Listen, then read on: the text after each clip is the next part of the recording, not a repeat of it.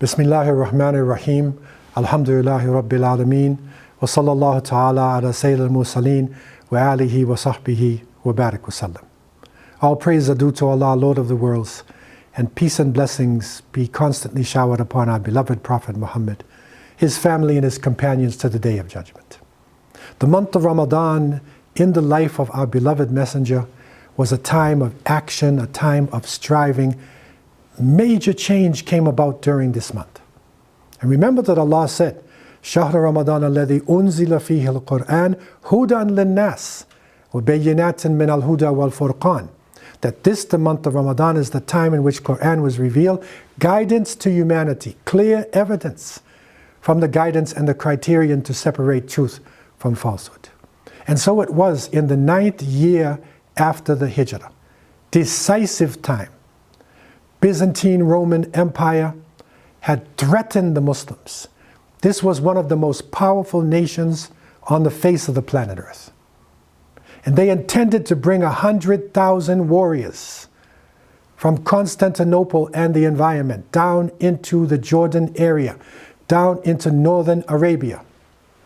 And the Prophet ﷺ, on getting this threat, again, he took shura.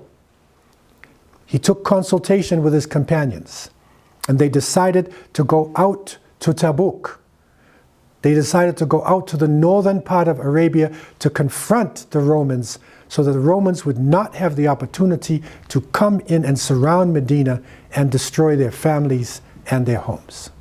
And so it was in the month of Ramadan that they set out through the desert.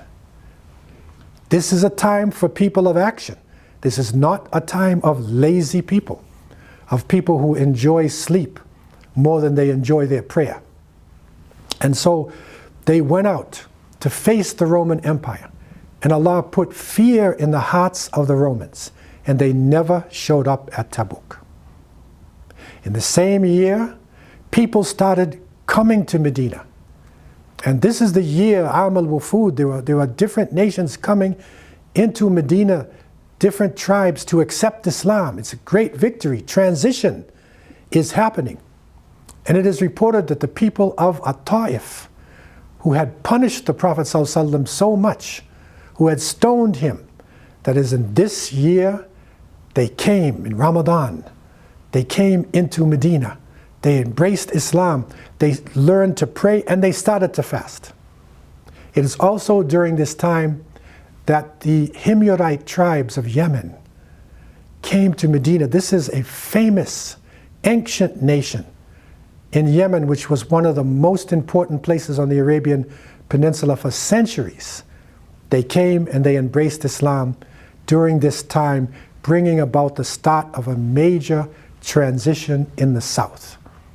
And it was during this month as well that Sayyidina Ali radiallahu anh was sent to Yemen. Follow this up. Go to the Yemeni people.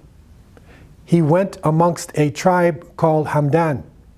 And this particular tribe, known for its lineage and known for its courage, accepted Islam at once.